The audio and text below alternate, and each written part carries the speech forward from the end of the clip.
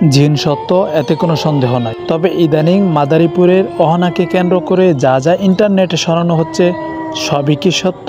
না, এতে রয়েছে অসংখ্য মিথ্যা। তো আপনি যদি আজকের এই ভিডিওটি সম্পূর্ণ দেখেন তাহলে ইনশাআল্লাহ আশা করি আপনিও সবকিছু ক্লিয়ার হয়ে যাবেন। তো প্রথমে চলুন আমরা সেই অহনার পরিচয় সম্বন্ধে জেনে আসি। কে এই অহনা, কিভাবে সেই মোটর বাইকে থাকা দুইজন ছেলের উপরে আক্রমণ করলো। আমরা ইন্টারনেট ঘাটাঘাটি করে তাদের সম্বন্ধে যতদূর আমরা জানতে পেরেছি ততটুকুই আমরা আপনাদের সামনে উপস্থাপন করার চেষ্টা করব। অহনার বিয়ে হয়েছিল আরও গত 2 বছর আগে।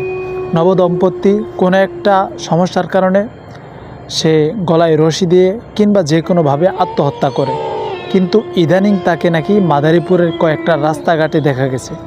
এই বিষয়টা কতটা সত্য সেই বিষয়টা যদি আমরা মাঠ পর্যায়ে যেয়ে যাচাই করি তাহলেই খুব সহজে বুঝতে পারবো।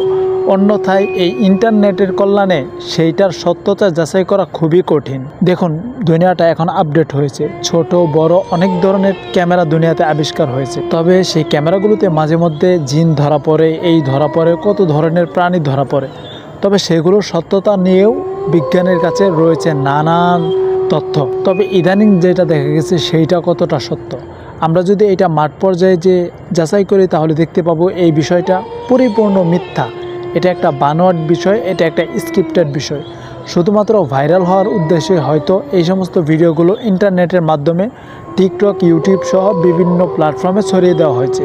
আশা করি আপনারা আমার এই কথাগুলো বুঝতে পেরেছেন। জিন সত্য সেটা আমি প্রথমে বলেছিলাম, কারণ আপনি যদি একজন মুসলমান হন আর যদি জিন বিশ্বাস না করেন তাহলে আপনার ঈমান থাকবে না। পবিত্র কোরআনুল কারিমে 29 নম্বর পারায় আল্লাহ তাআলা সূরা জিন নামক একটি সূরা নাজিল করেছে। সেই সূরাতে আল্লাহ তাআলা জিন সম্বন্ধে বিস্তারিত বলেছেন। জিন শব্দটি হলো আরবি, আর এটার বাংলা অনেকগুলো অর্থের মধ্যে একটি হলো লুকায়িত। জিনকে আল্লাহ তাআলা মানুষ জাতি থেকে লুকিয়ে রেখেছে, এইটা দেখা সম্ভব না।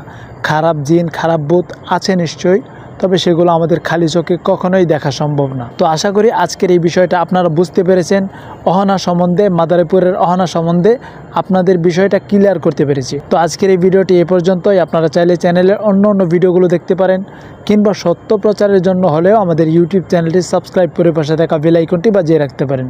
আপনাদের সাথে দেখা হবে খুব শীঘ্রই ভিন্ন কোনো ভিডিও নিয়ে। ততক্ষণ পর্যন্ত অবশ্যই ভালো থাকবেন। আল্লাহ হাফেজ, আসসালামু আলাইকুম।